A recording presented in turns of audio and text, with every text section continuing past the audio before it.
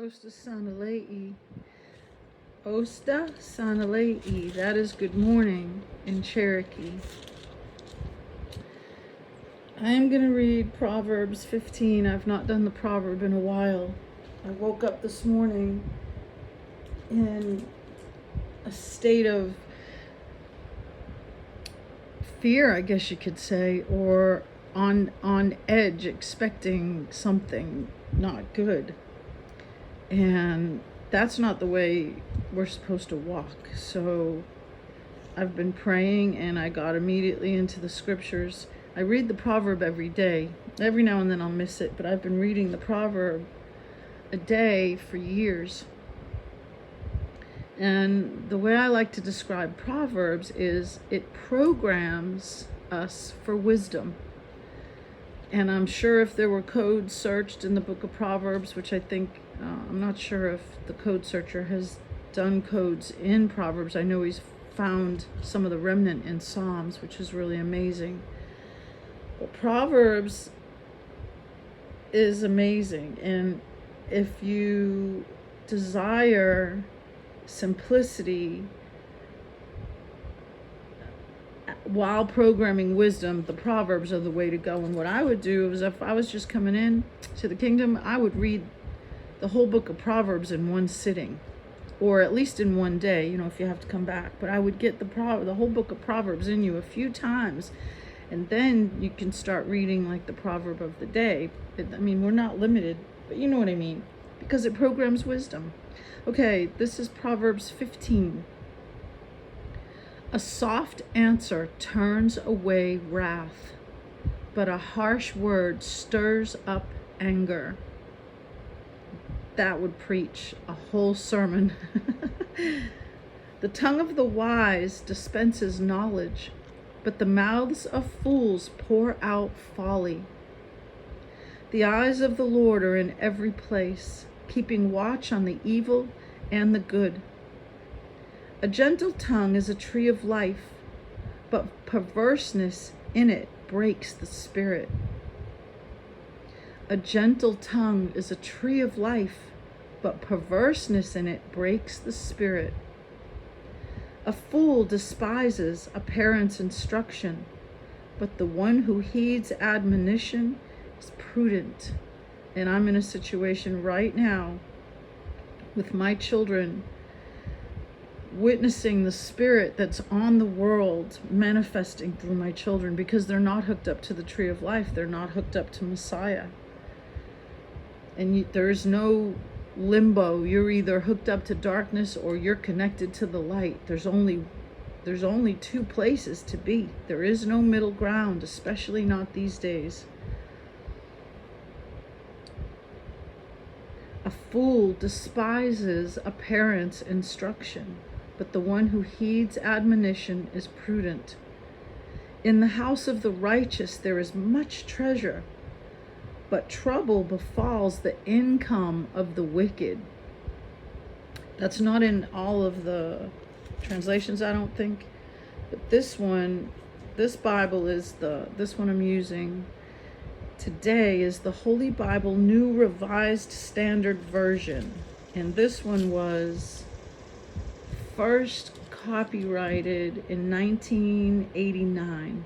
1989.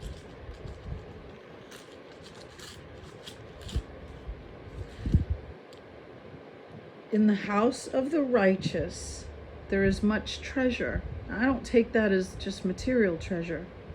I take that as spiritual treasure too. But trouble befalls the income of the wicked. That means that finances are affected. Now, sometimes God will allow us to go through a fire in our finances to test our faith in Him. Are we going to trust Him, or are we going to panic? Trouble befalls the income of the wicked. I want to say something here. One of the common things that you see in a person who is addicted to pornography, chronic financial problems. They never get ahead.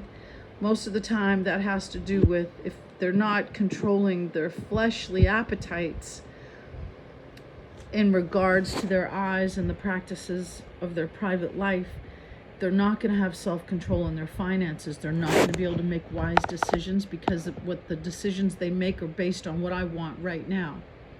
So a common theme that you will see in someone who's addicted to pornography, their finances get worse and worse. I mean, there might be windfalls here and there if they take unrighteous money, but basically the income, the financial situation of people that are addicted to pornography, you will see a problem in their income.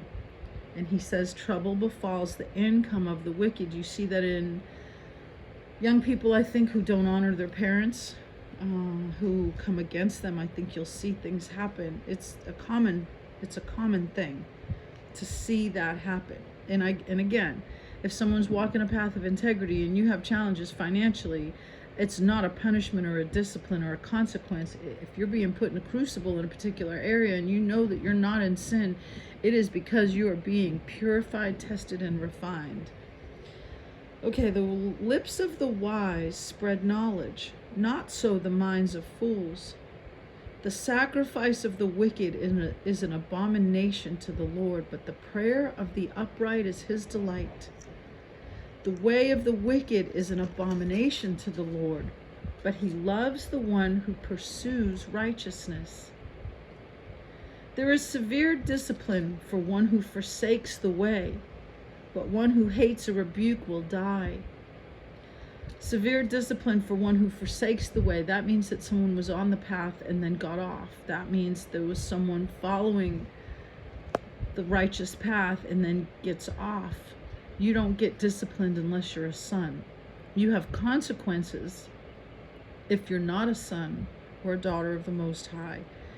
Discipline only comes for those who belong to him. So there's a difference between punishment and severe consequences for choices, what some people like call karma, but we know it's sowing and reaping.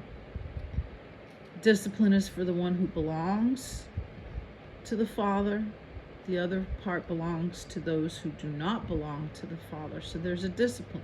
If I go wayward, I want severe discipline. If I go off the path and I don't see it and I am deceived, I want discipline in my life. I want to be brought back to the way. But one who hates a rebuke will die. Sheol and Abaddon lie open before the Lord. How much more human hearts? Scoffers do not like to be rebuked. They will not go to the wise. No, they hate the wise. I mean, like purity hate. Ooh, it's a, when you see that in somebody, it is so scary because you know they are heading for trouble. A glad heart makes a cheerful countenance, but by sorrow of heart the spirit is broken. A glad heart makes a cheerful countenance, but by sorrow of heart the spirit is broken. The word is our source of a cheerful countenance and his presence and his mercy. The mind of one who has understanding seeks knowledge, but the mouths of fools feed on folly. All the days of the poor are hard, but a cheerful heart has a continual feast. I'm one of the happiest people I know.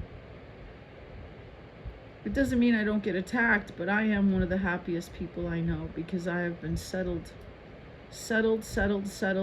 and established on the rock. Better is a little with the fear of the Lord than great treasure and trouble with it. Better is a dinner of vegetables where love is than a fatted ox and hatred with it. Those who are hot-tempered stir up strife, but those who are slow to anger calm contention. The way of the lazy is overgrown with thorns, but the path of the upright is a level highway. A wise child makes a glad father, but the foolish despise their mothers. Oh my goodness. Oh my goodness, a wise child makes a glad father, but the foolish despise their mothers. This generation is said to be the one that'll put their parents to death, and they'll be thinking they're doing a good thing. Lord, have mercy.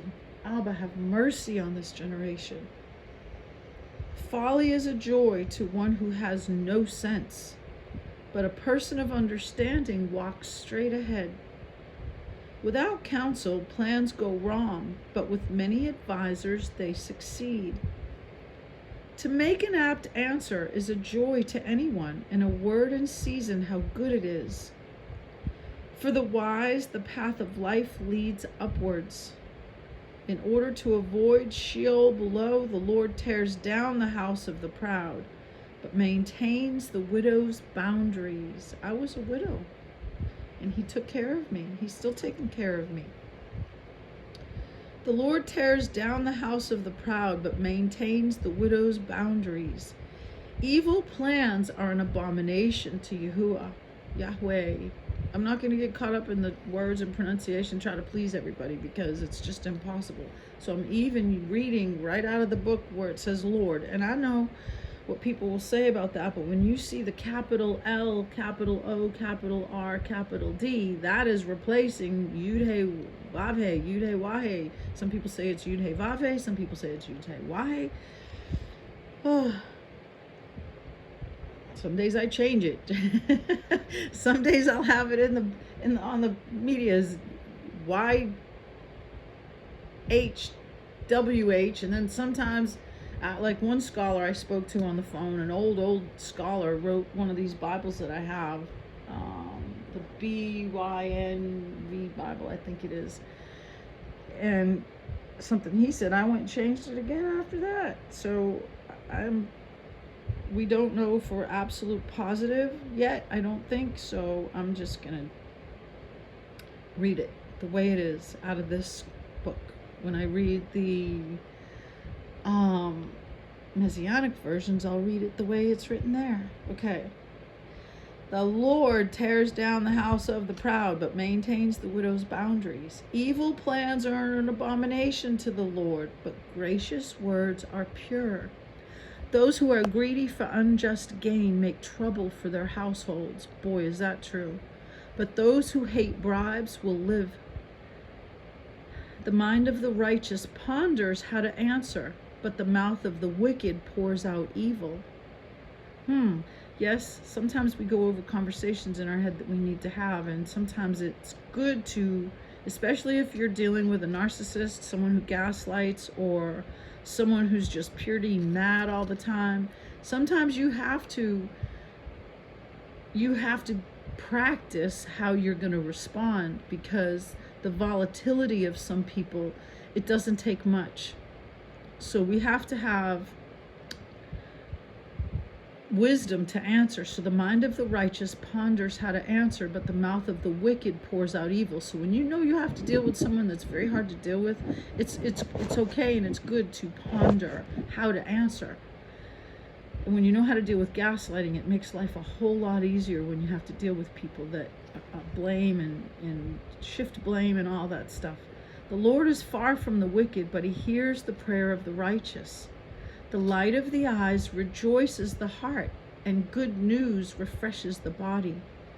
The ear that heeds wholesome admonition will lodge among the wise. Oh, Abba, make my ears hear wholesome admonition, so that I will lodge among the wise. Oh, how wonderful that would be. Those who ignore instruction despise themselves. Yes, and that's sad, because the ones who are the most self-destructive really, truly do not know the perfect love of the Father, because they're operating in fear. And if they knew the perfect love of the perfect love of the Father casts out fear, they wouldn't be operating in fear. And I have operated out of fear many times, but something happened to me within the last few years where I really got that I am loved. And boy, a lot of things change when you get that. Those who ignore instruction despise themselves, but those who heed admonition gain understanding. The fear of the Lord is instruction in wisdom, and humility goes before honor. Abba, I pray that this word bless someone, that they hear wisdom in these proverbs, and when we apply it to our lives, and we're in a situation and we remember what your word says, these words will lead us to wise choices, wise decisions, wise actions. And that means that we have been We are being sheltered under the Most High's wings, and I thank you that you are the Most High and that you shelter us under your wings. I pray that those who are observing Shabbat today, that they have a wonderful, peaceful Shabbat. And Father, for those who are on the 8/15/22/29 calendar, I pray that you bless their Shabbat this week.